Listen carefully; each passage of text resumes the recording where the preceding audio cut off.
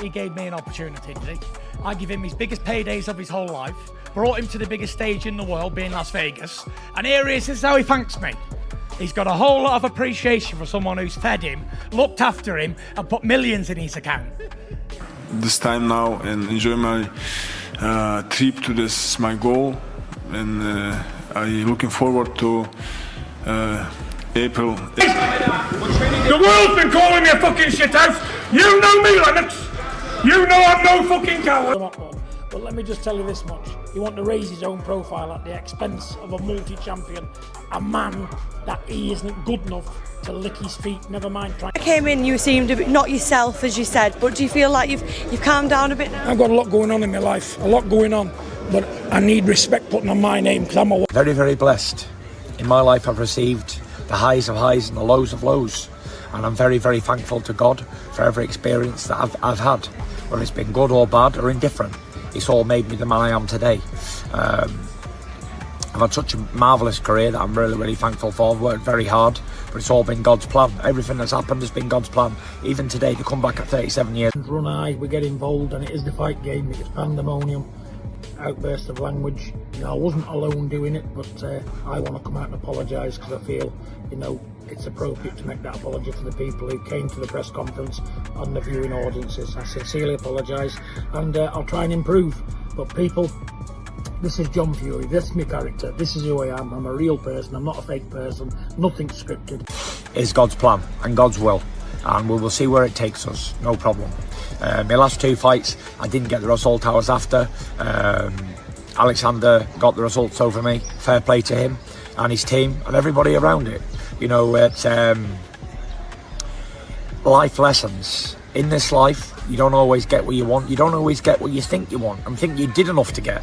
However, that's where it stays. You don't hear me crying and moaning about, oh my God, he cheated. And don't forget, who built his story when he was a kid? He didn't build it himself, did he? Me, his father.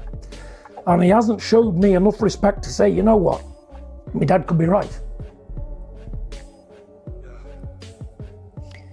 Is that repairable, John, that relationship? I don't know. You know, nevertheless, there's no fighting. No fighting Huey.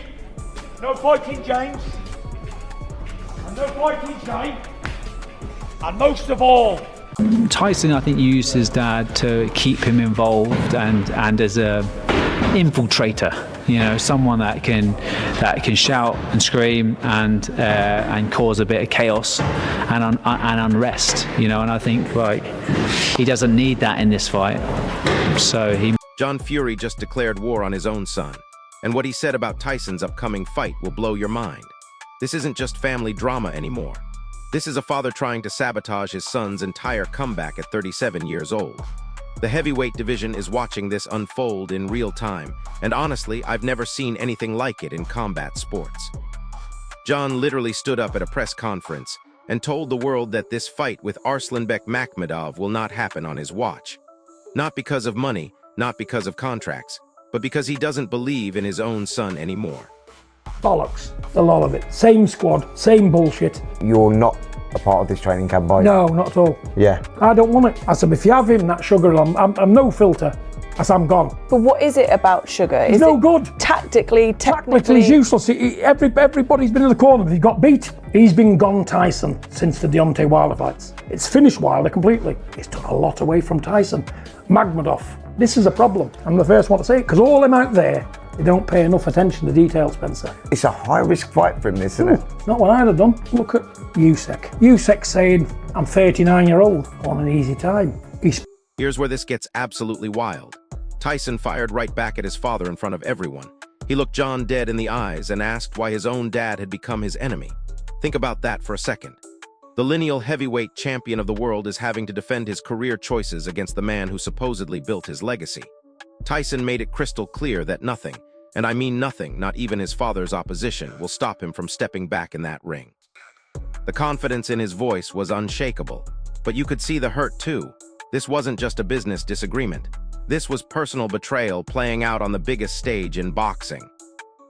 I'm getting well paid for Rico, keeping my name out there, it's an easy fight. Even if Tyson wins this, it's 12 rounds. But wait, it gets worse. John doubled down on his explosive behavior and basically said this is just who he is. He started questioning Tyson's health choices, his lifestyle decisions, everything. Fans are watching a father completely lose control of his emotions while trying to control his son's career. And here's the kicker: John's outbursts are actually fueling more attention around Tyson's comeback. The man is inadvertently becoming his son's biggest promotional tool while thinking he's protecting him. It's like watching someone pour gasoline on a fire they're trying to put out. Best anymore. I mean, how could he be after everything he's been through and stuff like that? So I tend to agree with that, right? But he was saying words to the effect of that the Wilder... Now listen to this part. Tyson wasn't backing down one bit. He openly called his father an enemy and made it clear that family drama won't derail his focus. The heavyweight champion's determination was razor sharp during this whole confrontation. While John was getting emotional and loud, Tyson remained calculated and cold. He's ready to face Makhmudov while navigating the most intense personal conflict of his entire career. And honestly, this might be exactly what Tyson needs. Throughout his career, he's always performed best when he's got something to prove and someone to silence. Sitting back here in the retreat, Tyson's been here and he knows what it is and everything else. And you go over them old times, and yeah, life's a roller coaster. Boxing can be a roller coaster, and it's all put to bed. And you know now, you chat about Spencer, those good times. I'll tell you the truth, because I'm a no filter kind of guy. I speak as I feel. If you can't show your father respect when it's needed, keep going. I don't need you. I don't need him and his millions. I need nothing off him. I wish him well, but he's put those people before me, his blood father. That's hurt me like you wouldn't believe. So, they can jog on. Here's what really shocked me though. John started reminding everyone that he built Tyson's legacy from scratch. He criticized his son for lacking respect and questioned whether their relationship could ever be repaired. But fans are seeing something different. They're watching a father desperately clinging to control while his son grows stronger and more independent. Tyson's resolve is actually getting stronger with every criticism John throws at him. It's like John doesn't realize he's creating the perfect mental fuel for a fighter who's built his entire career on proving doubters wrong. Have people around me, never have and I never will, because I'm a psychopath. I can't have 1 million people around me because it doesn't work. I just have the same old people I've always knew, that's it. I'm not interested in making new friends, I'm not interested in what the next man's got, I'm not interested in what the next door neighbour's doing, don't care. And get this, Shane McGuigan dropped a bombshell analysis that changes everything. He suggested that Tyson might have been using his father as a tool for controlled chaos throughout his career, but now he's evolved beyond needing that dynamic. Think about it. All those years of John's theatrics might have been part of Tyson's psychological game plan. But now Tyson's fully independent and focused. He doesn't need the manufactured drama anymore. His mental edge comes from ignoring the noise and staying sharp. McGuigan pointed out that Tyson's maturity and experience give him a massive advantage over Makhmudov and anyone else doubting his focus right now. You repair them in private, not in the public domain. John, on the times that I've met John, I found him to be engaging and charming. But there's other times when I've seen him whether it's an act, or curated or whatever, it's boorish, it's unpalatable, it's unpleasant. When you headbutt Ukrainians in front of, Saudi royalty and behave yourself in a way that's not particularly appetizing, you get judged by it. So, with due respect to the fact it's a scoop for these guys, I'm not hugely interested in John Fury's. But here's where the story takes another crazy turn. Reports are coming out that John is claiming Tyson isn't himself anymore and actively opposing his comeback. This shows a complete lack of faith in his son's abilities. But anyone who knows Tyson's career knows he thrives on proving doubters wrong. Every single criticism from his father is getting channeled into focus and preparation. John's negativity is becoming fuel for a fighter who's faced much worse opposition in the ring than family drama outside of it. His mental strength at 37 is actually stronger than ever because he's learned to operate independently of everyone else's opinions. Clear. Well, whether he can take them or not, he shouldn't be taking them, and he knows that. But when he's on his A game and he boxes, he can box, he ticks all the boxes, trust me. And he's exciting as well. And he does the right thing with this level of opposition because he's walking through. The power struggle is getting more intense by the day. John openly declared he needs nothing from Tyson and claimed his son prioritizes everyone else over family. But Tyson's response has been crystal clear: respect is earned, not demanded. His independence and self-belief are stronger than they've ever been. While John's showing public bitterness and resentment, Tyson remains calm and collected. This fight with Makhmudov isn't just about winning anymore. It's Tyson's statement to the entire boxing world that he operates on his own terms, makes his own decisions, and won't be controlled by anyone, including family. It's a perfect fight for him. Got the height, looks the part, he's strong. I think Tyson's hands will be too fast. I think Tyson, his feet are the thing what I want to see. I want to see how his feet have deteriorated, because it happens to everybody. So I just want to see what version of Tyson we get. He's out in Thailand training, so he's got to make sure he trains right. No cutting corners at this stage in your life. 37 years old. There's a lot of young lions knocking at the door, watching you. You're in a meal ticket, they're planning for you already. And I think... So there you have it. A heavyweight champion at war with his own father, a comeback fight that's become personal, and a division watching this drama unfold in real time. This isn't just about one fight anymore. This is about independence, legacy, and who really controls Tyson Fury's career. Honestly, I think this family conflict might be the best thing that could happen for Tyson's focus and motivation. So here's my question for you, drop it in the comments. Do you think John Fury is trying to protect his son or control him? And will this drama make Tyson even more dangerous in the ring? If this breakdown opened your eyes to what's really happening behind the scenes, smash that like button, subscribe for more boxing drama breakdowns, and hit that notification bell because this story is far from over. One punch in heavyweight division changes everything. Makhmudov's capable of doing that. He's a big, strong man, as you can see. Tyson's an elite boxer, but what's he got left? I don't know. Because you'll only know when you get in that ring, and that's too late. You know, let's just see. Tyson's not a stupid man. Because let me tell you something that nobody's talking about yet. This entire situation is creating a ripple effect throughout the heavyweight division that goes way beyond just Tyson and his father.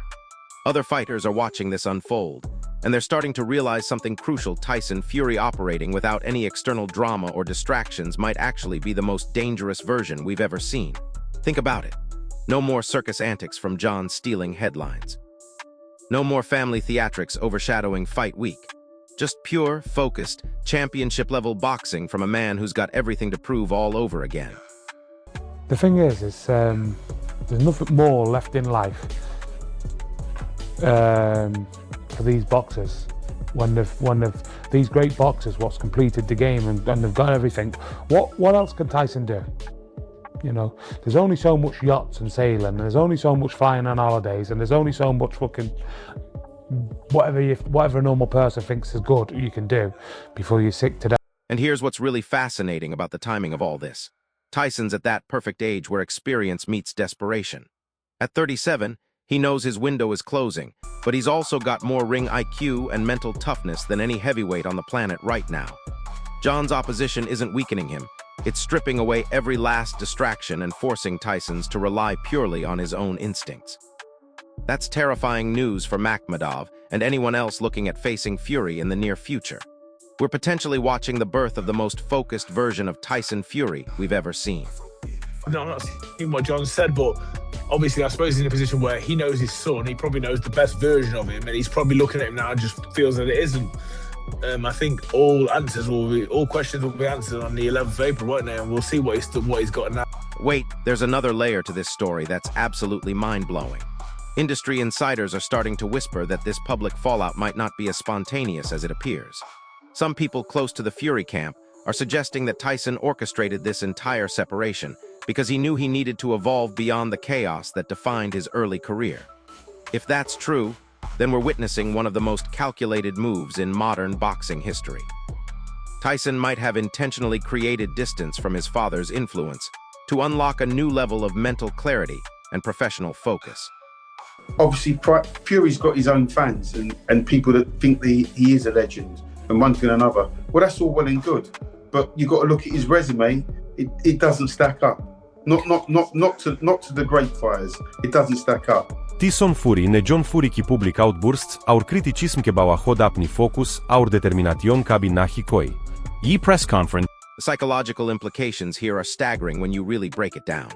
Throughout Tyson's entire career, John's emotional volatility has been both a blessing and a curse. It generated attention and headlines, sure, but it also created unpredictable energy that sometimes worked against Tyson's preparation. Now imagine Tyson with all of his natural talent, all of his experience, but with complete emotional control and zero external drama. That's not just a dangerous fighter, that's potentially an unstoppable one. The heavyweight division should be terrified of what Tyson Fury looks like when he's operating with this level of independence and mental clarity.